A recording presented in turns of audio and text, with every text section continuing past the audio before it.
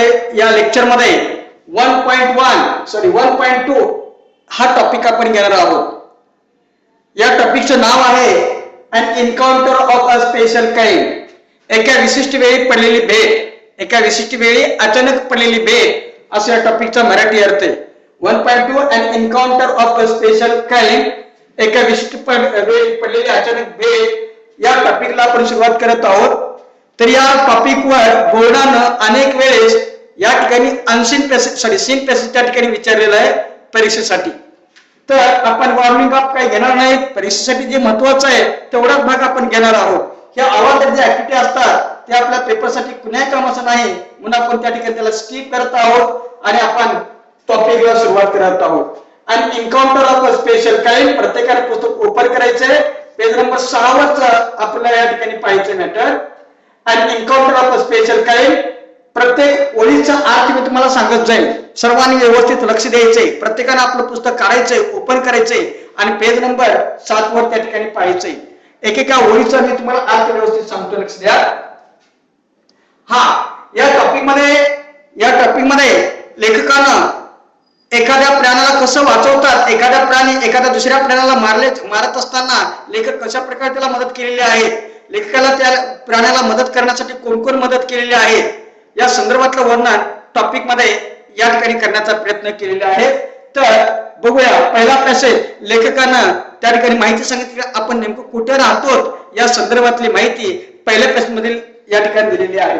बघा लेखक म्हणतात या ठिकाणी, बघा, माय फादर, माझे वडील, my father was medical professional working for a private company in Raniganj.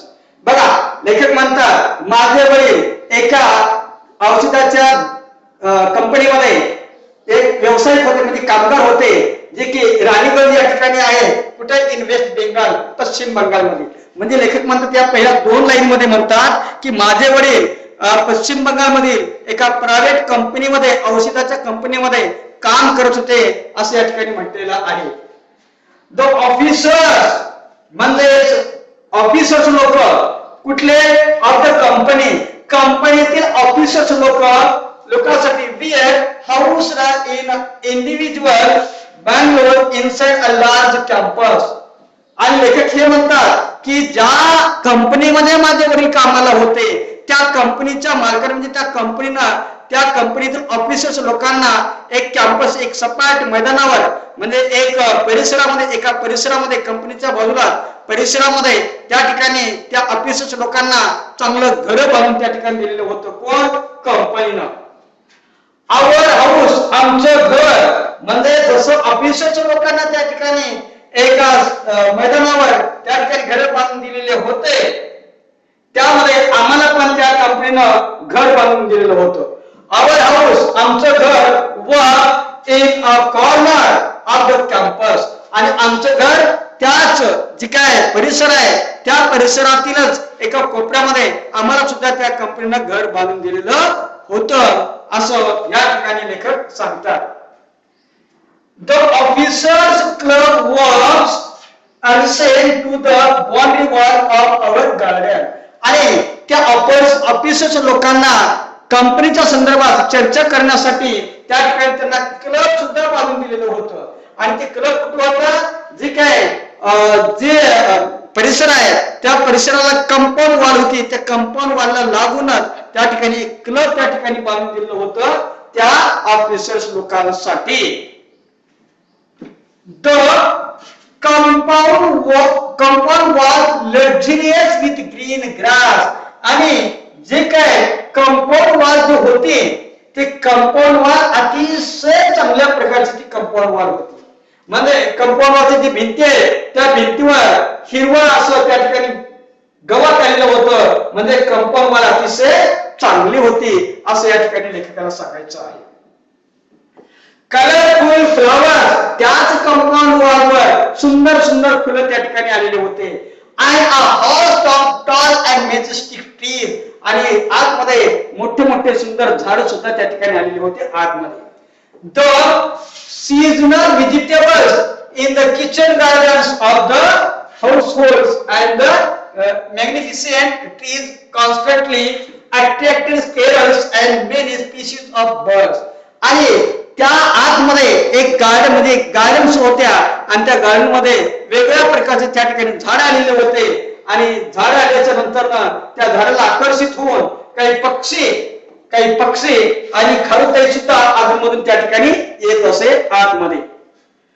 परत a group of langurs म्हणजे वानराचा घोळका a group of langurs म्हणजे वानराचा घोळका had even made their den in an aswatha trees nearby. आणि त्याच गार्डनमध्ये एक अस्वथाचं झाड होतं म्हणजे वडाचं झाड होतं. त्या वडाच्या झाडावर त्या वानराचा घोळका अधूनमधून कधी कधी येत असे आणि त्या झाडावर बसत असे, विश्रांती करत असे असं या ठिकाणी सांगतात. They have all become a part and parcel of our existence and daily life. ते सर्वजण म्हणजे कोण? त्या ठिकाणी वानराचा घोळका असेल, खारुताई असेल किंवा इतर पक्षी वगैरे असतील जे त्या गार्डन मध्ये येतात, ते सर्वजण आमच्या जीवनाचा भागच बनून गेलेला होता असं सुद्धा लेखक या ठिकाणी सांगतात. आणि या ठिकाणी तुमचा पहिला पॅसेज संपलेला आहे.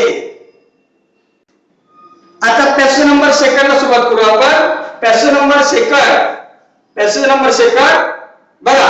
आता इथून पहिल्या पॅसेज मध्ये लेखकानं सांगितलं की आम्हाला घर कोण दिलं होतं, आमचं घर नेमकं कुठं होतं, त्या कॅम्पस मध्ये नेमकं त्या ठिकाणी क्लब कुठं होतं आणि क्लब मध्ये गार्डन कशी होती आणि त्या गार्डन मध्ये झाडं कशी होते, त्या झाडावर कोण येत होतं, आजूबाजून पक्षी कसे येत होते आणि ते कसं आमच्या जीवनाचा भागच बनून गेलेला होता या संदर्भातलं वर्णन लेखकानं पहिल्या प्रश्न मध्ये केलेलं आहे. आता दुसऱ्या प्रश्न मध्ये लेखक त्या ठिकाणी काय सांगतात ते पाहूया. लक्ष द्या. A small incident on Saturday afternoon म्हणजे शनिवारच्या दुपारी एक छोटीशी घटना घडून गेली. लेखक म्हणतात शनिवारच्या दुपारी एक छोटीशी घटना घडून गेली असं लेखक या ठिकाणी सांगतात. Left a profound effect on me आणि त्या छोट्याशा घटनेनं माझ्या मनावर परिणाम करून गेला. And unfolded before my eyes a whole new dimension to the wonders of God creation. देवाची जी निर्मिती आहे, देवाच्या निर्मितीची जी काही घटना आहे त्या घटनेने माझ्या मनावर परिणामच करून गेला असं लेखक या ठिकाणी सांगतात. It was a few days into the Puja vacation आणि जी काय वेळ होता ना तो वेळ कोणता होता? पूजा वेकेशन म्हणजेच दिवाळीच्या सुट्ट्यामध्ये ती वेळ होती. दिवाळीच्या सुट्ट्यामध्ये ती वेळ होती असं लेखक सांगतात. Just like for any other child दुसऱ्या मुलासारखं just like other child for any other child दुसऱ्या मुलासारखं the holiday त्या सुट्ट्याला the holiday provided an opportunity म्हणजे संधी but the holiday provided an opportunity for me त्या सुट्टीच्या दिवसांना मला एक संधीची देऊन टाकलेली होती. काय? To become involved in various magazines and story books published specially for children in the festive season. म्हणजे त्या सुट्टीच्या दिवसानं मला एक संधी उपलब्ध करून दिली होती जे की मुलासाठी मॅगझिन्स आणि स्टोरी बुक्स तयार करण्यात आलेले असतात ना, ते वाचण्याची संधी मला त्या दिवाळीतील सुट्टीनं मला एक उपलब्ध करून दिलेली होती असं या ठिकाणी दुसऱ्या प्रश्नामध्ये लेखक सांगतात. आता नेक्स्ट प्रश्न मध्ये या ठिकाणी जी छोटीशी घटना घडून गेली आणि ती माझ्या मनावर परिणाम केली असं ती लेखक सांगतात. ती घटना नेमकं कोणती आहे ते आपल्याला या ठिकाणी दिलेलं आहे. तर आता नेक्स्ट पुढे बघा काय म्हणतात लेखक या ठिकाणी बघा. आफ्टर अ हार्टी लंच दुपारचं जेवण झाल्याच्या नंतर ना आफ्टर अ हार्टी लंच दुपारचं जेवण झाल्याच्या नंतर my parents and my younger sisters म्हणजेच माझे आई वडील आणि माझ्या बहिणी lay down for an afternoon nap. बघा दुपारच्या वेळी जेवण झाल्याच्या नंतर ना माझे वडील आणि माझ्या बहिणी हे दुपारी विश्रांती करत होते, थोडीशी डुलकी घेतलेली होती. आणि I settled down with a story book आणि मी गोष्टीचं पुस्तक घेऊन वाचत बसलेलो होतो. म्हणजे दुपारची वेळ होती. दुपारच्या वेळी जेवण झाल्याच्या नंतर माझे आई वडील आणि माझ्या बहिणी या ठिकाणी आराम करत होते, झोपलेले होते आणि त्याच वेळेस मी गोष्टीचं पुस्तक घेऊन मी वाचत बसलेलो होतो असं लेखक या ठिकाणी सांगतात.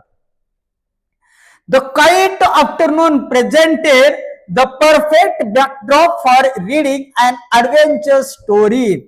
आणि दुपारची वेळ असल्यामुळं पूर्ण शांतता त्या ठिकाणी होती आणि शांतता असल्यामुळे ती शांतता मला ते पुस्तक वाचण्यासाठी परफेक्ट वेळ होती असं लेखक या ठिकाणी सांगतात. आणि ॲडव्हेंचर स्टोरी साहसात्मक कथा वाचण्यासाठी ती वेळ योग्य होती. The silence was occasionally broken by the sound. आणि जी शांतता होती त्या ठिकाणी दुपारच्या वेळी ती शांततेचं भंग ना कोणत्या कोणत्या वेगवेगळ्या आवाजानं भंग होत होता. मग ते कोणते कोणते आवाज होते जे की तिथे शांततेचं भंग करत होते. तर पुढे दिलेलं आहे by the sound of my family snoring. Snoring म्हणजे घोरणे. म्हणजे जी दुपारची वेळेची जी शांतता होती शांततेचं भंग कोण करत होतं? माझे कुटुंब जे झोपलेलं होतं त्या झोपलेल्या कुटुंबापैकी काही जण घोरत होते. त्या घोरण्याचा आवाज त्याच्यामुळे त्या शांततेचं भंग होत होतं. द इंटरमिडिएट म्हणजे काय? अधून मधून intermediate chirping of house sparrows. आणि अधून मधून आमच्या घरामध्ये जी काय चिमणी यायची त्या चिमण्यांचा चिवचिवाट याचा सुद्धा आवाज त्या ठिकाणी शांततेचा भंग करत होता. The harsh cawing of crow. कावळ्यांचा कावकाव करण्याचा आवाज सुद्धा त्या ठिकाणी येत होता. The shrill call of a kite flying high above the ground. आणि त्याच मैदानावर वर आकाशामध्ये पतंग उडत होता. त्या पतंगाचा फडफडण्याचा आवाज सुद्धा त्या ठिकाणी येत होता. या चार गोष्टीमुळं त्या शांततेचं भंग त्या ठिकाणी येत होतं. पहिलं कोणता? कुटुंबातील घोरण्याचा आवाज. दुसरं त्या ठिकाणी म्हणजे अधूनमधून जी चिमणी यायची त्या चिमण्यांचा चिवचिवाट करण्याचा आवाज. 3 नंबर कावळ्यांचा कावकाव करण्याचा आवाज. आणि 4 नंबर त्या ठिकाणी त्याच ठिकाणी जे पतंग उडत होता पतंगाचा फडफडण्याचा आवाज त्या ठिकाणी येत होता असं या ठिकाणी म्हणत आहे. मिनिट्स टिक्ड बाय म्हणजे सेकंद काटा पुढे जात होता. मिनिट काटा पुढे जात होता. मिनिटाचा आवाज म्हणजे मिनिट काटा पुढे जात होता. I became deeply absorbed in the book. मी त्या पुस्तकामध्ये पूर्णपणे तल्लीन होऊन गेलेलो होतो असं लेखक या ठिकाणी सांगतात. आणि मग त्याच वेळेस काय घडतंय ते पाहूया. सडनली अचानक. सडनली म्हणजे काय? अचानक. सडनली अचानक. आय हर्ड म्हणजे ऐकलं ऐकले. हिअर हर्ड हिअरिंग हे विटू आहे. I heard a group of street dogs barking. आणि अचानक त्याच वेळेस काय घडलं? रस्त्यावरच्या कुत्र्यांचा भुंकण्याचा आवाज माझ्या कानावर पडला. म्हणजे मी गोष्टीचं पुस्तक वाचत होतो, कुटुंबाचं झोपलेलं होतं आणि त्याच वेळेस रस्त्यावरचे कुत्रे आहेत त्या कुत्र्यांचा भुंकण्याचा आवाज माझ्या कानावर पडला असं लेखक या ठिकाणी सांगतात. फ्युरियसली इन द डिस्टन्स काही अंतरावर. I choose to ignore the commotion thinking. मी पहिल्यांदा त्या कुत्र्यांच्या भुंकण्याच्या आवाजाकडे दुर्लक्ष केलो. काय म्हणून दुर्लक्ष केलं? that the pack of dogs might have a helpless pig. कदाचित ते कुत्रे निष्पाप अशा डुकरावर भुंकत असतील. तिथं डुक्कर आलेलं असेल आणि त्या निष्पाप अशा डुकराला पाहून ते कुत्रे भुंकत असतील असं समजून पहिल्यांदा मी त्या कुत्र्याच्या भुंकण्याच्या आवाजाकडे दुर्लक्ष केलो असं लेखक म्हणतात. बट सोन परंतु लगेच द बार्किंग बिकेम लाउडर. आणि लगेच काही वेळेनं लगेच कुत्र्यांचा भुंकण्याचा आवाज अचानक वाढला. And more aggressive and the alarm cawing a flock of crows. आणि तसंच त्या ठिकाणी कावळ्यांचा कावकाव करण्याचा आवाज सुद्धा त्या ठिकाणी वाढला. Added to the cacophony. आणि त्याच्यामुळं त्या ठिकाणी जे परिसर आहे परिसरामध्ये त्या ठिकाणी गोंधळ झाला. म्हणजे कुत्रे भुंकण्याचा आवाज आणि त्या ठिकाणी त्या कावळ्यांचा कावकाव करण्याचा आवाज या दोन्ही कंबाईन मुळे त्या ठिकाणी पूर्णपणे त्या ठिकाणी गोंगाट वातावरण तयार झालं. I also heard the disturbance approaching closer. आणि माझ्या लक्षात आलं की तो आवाज आपल्याकडे येतो आहे, म्हणजे ती कुत्र्या भुंकत भुंकत आपल्या दिशेने येत आहेत असं माझ्या लक्षात आलं, असं लेखक या ठिकाणी सांगतात. पुढे बघ, क्युरियोसिटी, उत्सुकता. क्युरियोसिटी म्हणजे काय? उत्सुकता. Curiosity got the better of me, म्हणजे माझ्या मनामध्ये थोडीशी उत्सुकता वाढली. लिव्हिंग द बुक असाइड, आणि उत्सुकता वाढल्यामुळे हातातील माझे काय ते पुस्तक, गोष्टीचं पुस्तक होतं, ते गोष्टीचं पुस्तक काय केलं मी बाजूला ठेवलं. आणि बाजूला ठेवून आय रस धावून जाणे, I rush to the veranda, मी वरंडामध्ये धावत गेलो. कशासाठी? To see what was going on, नेमकं काय घडत होतं, नेमकं काय घडत होतं. म्हणजे कुत्र्यांचा भुंकण्याचा आवाज अचानक मोठ्याने वाढला, आणि वर झाडावर बसले कावळ्यांचा कावकाव करण्याचा आवाज मोठ्याने वाढला. पूर्ण वातावरण गोंधळाचं झालं. त्याच्यामुळे नेमकं काय घडतंय हे पाहण्यासाठी मी माझ्या हातातलं पुस्तक बाजूला ठेवलं आणि मी पळत कुठे गेलो? मी आमच्या वरंड्यामध्ये गेलो, असं लेखक या ठिकाणी सांगतात. नेक्स्ट पुढं, आय ग्लान्स, नजर पडणे किंवा नजर टाकणे. I glance toward the roof of the club, आणि मी कुठे नजर टाकली? आमच्याच समोर, घराच्या एकदम समोर क्लब होतं, त्या क्लबच्या छतावर माझी नजर गेली. बरोबर आहे. क्लब हाऊस अँड सॉ समथिंग हॉरिबल, आणि त्या छतावर पाहिल्याच्या नंतर मला त्या ठिकाणी एक हॉरिबल सीन दिसली, म्हणजे भयभीत सीन दिसली. काय दिसलं मग? अ बिग मेल लंगूर, एक नर जातीचं मोठं वानेर. अ बिग मेल लंगूर, एक नर जातीचं मोठं वानेर. Apparently the leader of its group, ते जवळपास एका वानराच्या घोळक्यांचा तो लीडर होता. तो काय होता? एक वानराचा तो ग्रुप होता, तो ग्रुपचा तो लीडर होता असं वाटत होतं. Was holding a baby langur in his hands, आणि त्याने काय केलं होतं मग? एका छोट्याशा वानराच्या पिल्लाला आपल्या हातामध्ये पकडलेलं होतं.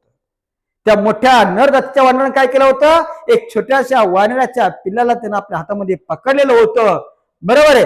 And mercilessly biting it all over with a definite intent to kill, आणि त्याला अशा प्रकारचा चावा घेत होता की त्याला त्या छोट्याशा वानराच्या पिल्लाला मारूनच टाकायचं, अशा मानसिकतेनं त्याला त्या ठिकाणी चावा घेत होता. The helpless mother of the baby, त्या छोट्याशा निष्पाप अशा बाळाची आई, म्हणजे जे छोटस वानराचं बाळ त्या मोठ्या वानराच्या हातामध्ये आहे ना, त्या बाळाची आई नाविलाजानं तिथंच बसून पाहत होती. And other lesser members of the langur group were scattered, scatter म्हणजे पसरवून बसणे, म्हणजे विखुरलेल्या स्वरूपात, scattered on the roof of the building nearby, watching the baby being killed. आणि त्या बाळाची आई आणि त्यांच्याच ग्रुपमधले इतर जे मायनर लेवलचे जे काही वानर आहेत, ते वानर सुद्धा बाजूच्या बिल्डिंगवर बसून पाहत होतं, जे छोटेस बाळ त्या मोठ्या वानराच्या हातून मारलं जात आहे हे ते सर्वजण पाहत होते. कोण कोण मारत होता? मोठ्या नर जातीचं वानर मारत होतं. कुणाला? त्या छोट्याशा वानराच्या पिल्लाला मारत होतं. आणि पाहत कोण होतं? त्याच छोट्याशा बाळाची आई आणि त्यांच्या ग्रुपमध्ये जे मायनर लेवलचे काही वानर आहेत, ते वानर बाजूला बसून, म्हणजे विखुरलेल्या स्वरूपात बसून त्या ठिकाणी पाहत होते, असं या ठिकाणी म्हटलेलं आहे. मग ते पाहिल्याच्या नंतर लेखक काय म्हणतात? आय रिकॉल, मला आठवलं. काय आठवलं? द टेरिबल कस्टम, मला त्या ठिकाणी अतिशय भयभीत प्रथा मला आठवली. कुठली? इन द अॅनिमल क्लेन, म्हणजे प्राण्यामधील भयभीत प्रथा मला आठवली. तर त्या प्रथेप्रमाणे काय? मग according to which a dominant male easily does not allow another male baby और adult to survive within its group. आणि मग मला ती सीन पाहिल्याच्या नंतर प्राण्याची जी प्रथा आहे ती प्रथा मला आठवली. की त्या प्रथेप्रमाणे काय? की एखादं नर जातीचं छोटस वानर असेल किंवा छोटस प्राणी असेल किंवा मोठं असेल, ते आपल्या नर जातीचं ते आपल्या ग्रुपमध्ये ती येऊ देत नाहीत, ही प्रथा मला आठवली. म्हणजे काय म्हणलं इथं की मी हे सीन पाहिल्याच्या नंतर मला प्राण्याची जी वाईट प्रथा आहे ती वाईट प्रथेची जाणीव मला झाली, आठवण झाली. मग ते प्रथेप्रमाणे काय की एका ग्रुपमधील नर जातीचं वानेर दुसऱ्या ग्रुपमधील नर जातीच्या वानेराला किंवा नर जातीचं असेल ते छोटं असेल किंवा मोठं असेल त्याला आपल्या ग्रुपमध्ये येऊ देत नाहीत, ही प्रथा मला आठवली असं लेखक या ठिकाणी सांगत आहेत.